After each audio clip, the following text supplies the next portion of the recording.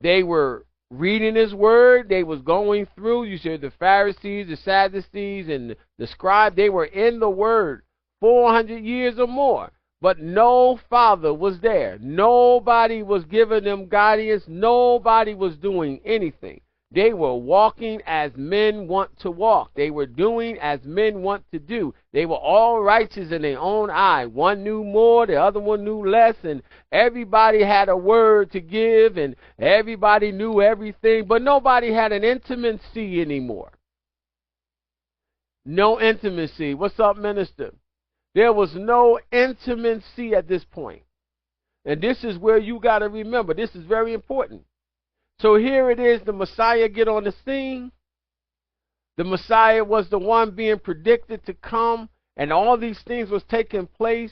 And here it is, the Messiah got to a point with the people that he began to teach them the heart of the Father. This is where people was teaching the letter of the Father. They were teaching the letter of the Father. But they was not giving people the heart of the Father. And this was what tearing people apart at this point. It was tearing people apart. Because the only thing they knew was a bunch of words. It says a knowledge puffed up. They were puffed up in all this knowledge. But nobody was being cleansed. Nobody was being in a place of redemption. Nobody was being in a place of being saved and cleansed from their sins. It was just focused on, this is what the word says, or what they call the Torah. They were all in this thing. That sounds great. They do a whole bunch of that now. You see it everywhere. Everybody talking about the word. But I don't see a lot of people giving this love that the Most High used the Messiah to express to the people. He gave love to the people. He took time. He spent time. This is what the Messiah was doing. Everybody else that was in charge, they were more focused. Hey, as long as you know the word, you should not be doing that. Saturday, you shouldn't be doing this. Sunday, you should. Everybody had a word to give to the people, but they showed no truth in love, where it was more important to give someone a connection, because we were created to do that. The Father said in his word, when he was talking to Adam, or the ones that he was working in, he said it's not good for man to be alone. Man was not good alone. Because everybody, every creature, everything needs to be in intimacy. So man was working well in intimacy. But even the Creator himself had intimacy. So we have to learn that you cannot be in some type of place of knowledge and don't have no love for nobody but knowledge. So now you are a strong person with knowledge, but your heart is filled with maliciousness, and you provide that proof when you commit yourself to talking to people. Only about the word. You can't get nothing else out of them. Well, do you love your sisters and brothers? Well, they giving me a hard time. Do you love your family members? Nah, they don't really love me. That's not the heart of the Father. Well, the ones who with me is the ones that's walking with me. No, that's not the heart of the Father. That's the heart of somebody that's been hurt. That's the heart of somebody that's been through some things and they have not dealt with their emotions well. That's why the Messiah came, to show them for 3.5 years. Now, he'd been here all this time, but for 3.5 years, he showed intimacy to these men, how to walk accordingly in intimacy. It wasn't just giving them all truth and word. He was teaching them how to learn to walk in intimacy with each other, how to love each other. He said, y'all go out by two. I'm paraphrasing different scriptures for a reason, because he didn't want them to have to be singled out. So now that the vulture can grab them and take them out. So he said, y'all go out by two. And what I'm trying to explain to you, you have to learn to love each other in order to learn how to have commitment with each other. And it's the same way when you are committed to the Most High.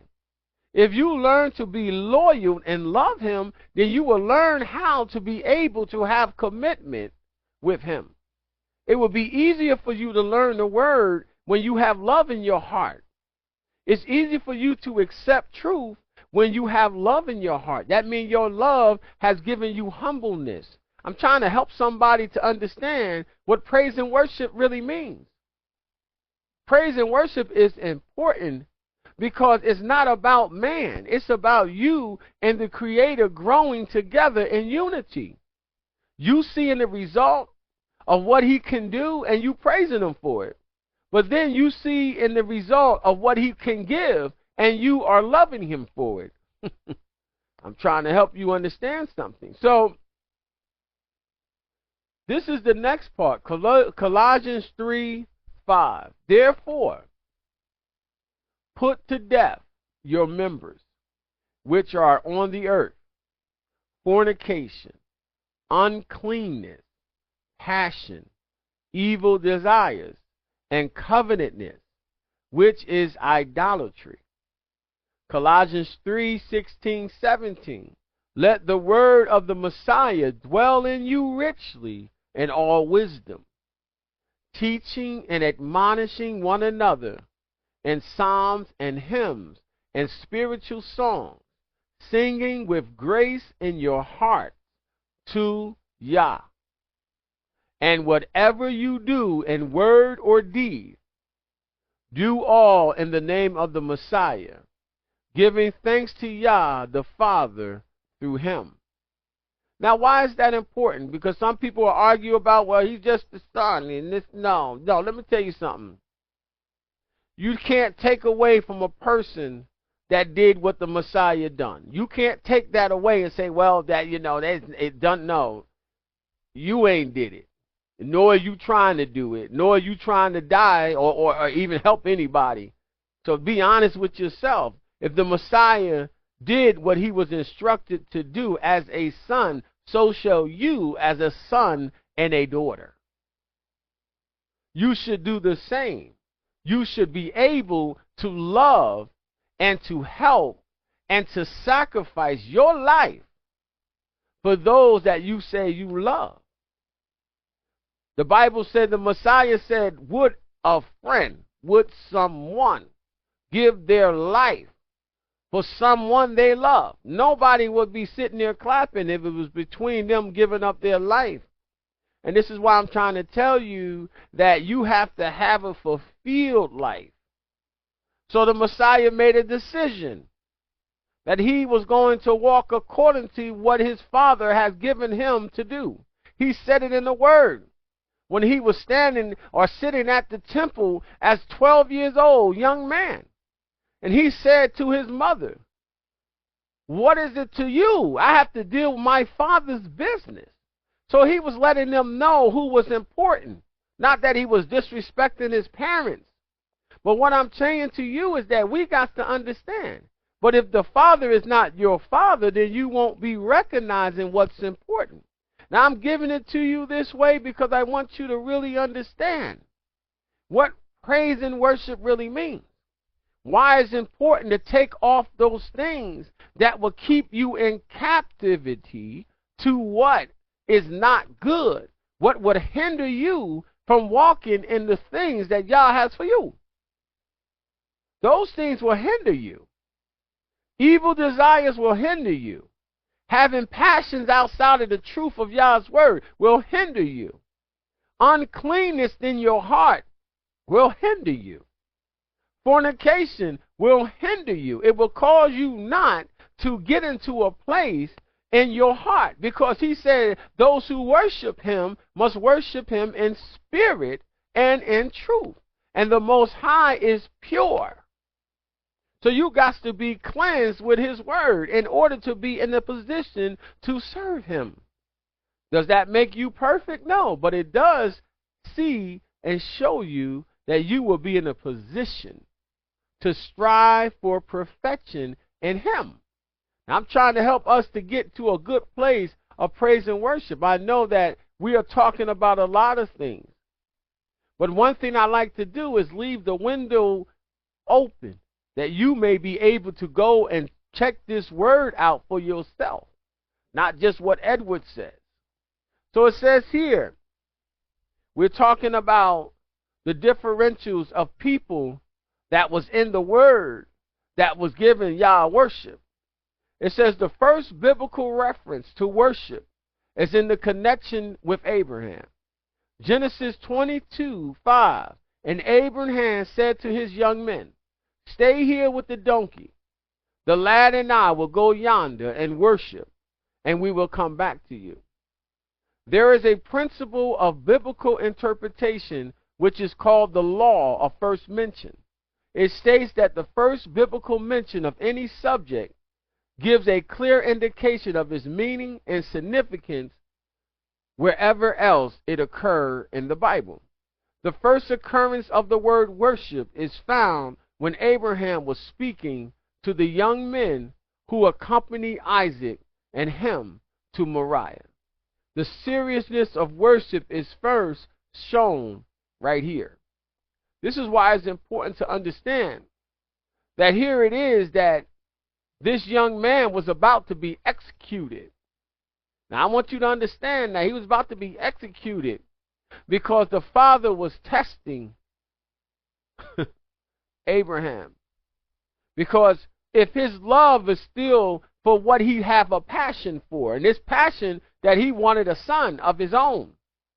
So that was his passion. This is why you have to learn these words for yourself.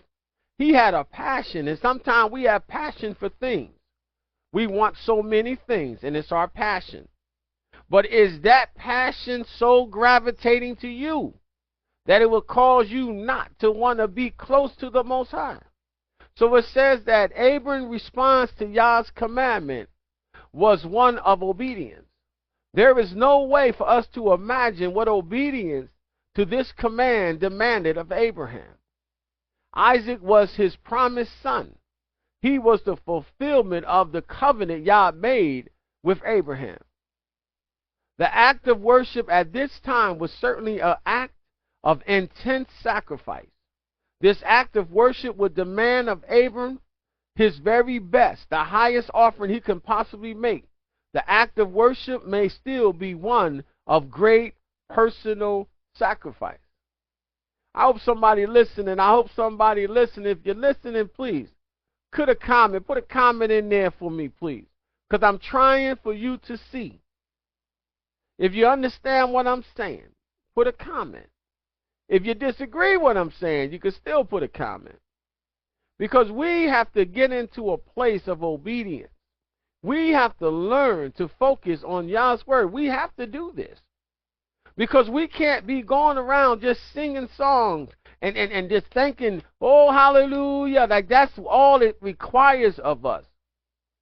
Worship and praise require us to be in a position of sacrifice. Not just practicing a song. Not just coming to a place of giving praise. Not just coming in and having a basic 10-minute prayer. That's not worship. That's not praise. What that is that you're not really willing to give up yourself as a living sacrifice. That you yourself will be the worship that's needed. You yourself will be the sacrifice that he's talking about.